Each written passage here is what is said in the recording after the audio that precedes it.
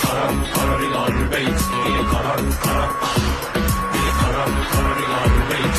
Varje gång jag ser en grävmaskin tänker jag instinktivt arma dagar. Till det var det något gjort. Dränera dem, montera dem, gräven i fjärrvärmeröjeri. Vem vet? Bäst i gott tid och si. Jag står jag bakom stängsli och jag är i naina ill. Tills det grabbar som jobbar är det sista som jag vill. Ska ni sträng klar sak, tar ett steg tillbaka. Jag vill bara få stå här och se.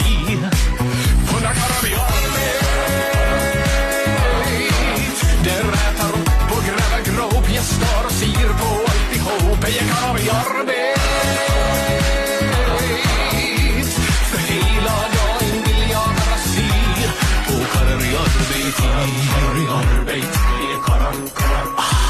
Det är karrar i arbete. Det är karrar. Och då jag sina i Nidimex är det som en reflex, en värmeväxt som är till och med bättre än Gore-Tex. Jag vill se då vindkraftsvingan drar förbi. Den är grövare än man någonsin skulle kontroll.